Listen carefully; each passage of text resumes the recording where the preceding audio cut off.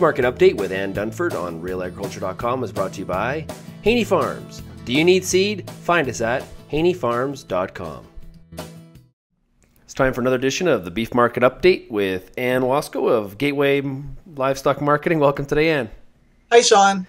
And let's start off talking about this common question that I'm sure you're getting, which is there any more room for a spring rally in the fat cattle market? Well, Sean, you don't want to ever say never, but if you look at the calendar, we're simply running out of time. If this is a normal seasonal year, which some might even argue that, but if it is under most circumstances 8 years out of 10, we'll have put our spring highs in by the middle of April. So there's got to be lots of time. Look at all the snow that is. I got 12 inches of snow on the ground. Okay, I said at the calendar, I said, don't look out the window. Looking out the window, you wouldn't think spring's come and gone, but the calendar says we're running out of time for that spring rally. So, you don't want to say we can't. Markets are, the U.S. cash market has kind of held on to that 128, 129 level.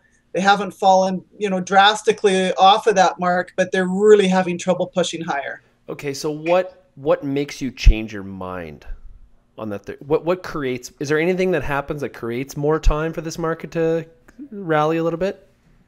Well, some late spring demand. So if the wholesale price suddenly moved higher, and we were able to see markets move higher through the cash, you'd say, okay, you've got a chance there. So you can't rule it out on the 15th of April, but you most certainly, like I say, we're running out of time. Time is not our friend in this case. No. Okay, well, let's look about last week in your update to your customers. You wrote about the cow market, and some things are tracking the way we would like maybe to see them. Yes, and so we saw last week, Canfax reported the Alberta cow price, D1, D2 cow price, the highest so far this year, and it's kind of just been nudging along higher as we go, and that's pretty typical when you talk about what's normal price trends over history for different classes of cattle. Well, that's pretty typical for the slaughter cow market. And so the next question is, well, when do they usually make their highs? And that will usually be in April or May. So I think the market's still got a pretty good chance to grind higher from here.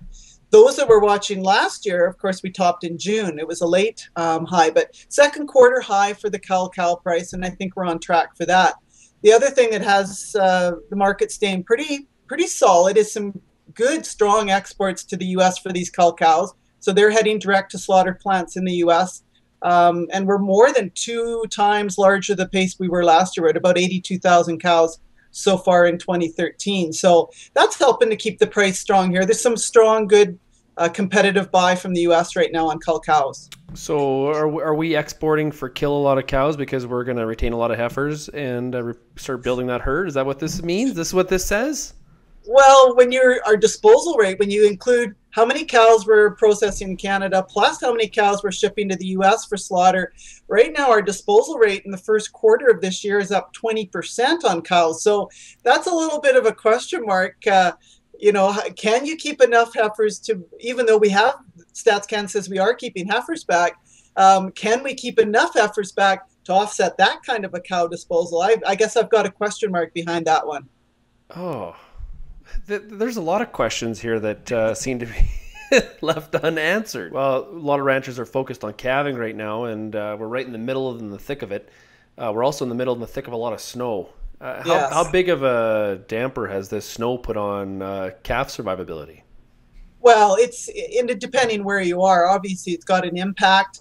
Depending on how cold it's got and the winds and the snow that just doesn't seem to go away, and like I say, the fact that it's been such a long winter in many parts of the West, here in Western Canada, that feed issues are starting to be discussed as well. So I think everybody from those trying to sell fed cattle and wishing spring would come from a barbecue perspective to those on the cow-calf side that are saying, wow, we need some spring for this calf crop to not run into trouble from a survivability perspective. So we need spring, and I hope long-term forecast is going to see some changes there.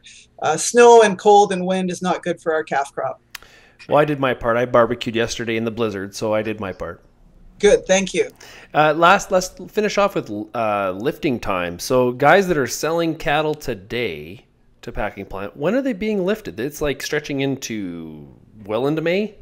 Yeah, if you didn't have a kill spot booked for, already committed, whether through contracts or some kind of a regular program, if you're just out selling cash cattle, you're into May now for delivery points, either into the U.S. or into the Canadian packing plant. So, and it's not that we have a whole bunch of fat cattle; it's that packers both in the U.S. and Canada, and we talked about this a couple weeks ago, are just not running at the kind of kill rates to clean things up. So we've been running at long lifting times, it seems like, since last fall, and that continues. And I guess why it's a bit of a surprise for those that have been in the business a long time, April isn't usually a time frame where you have trouble selling fat cattle. Often that's when we were getting the calls from the packing plant saying, have you got some fat cattle for us? Those calls aren't coming.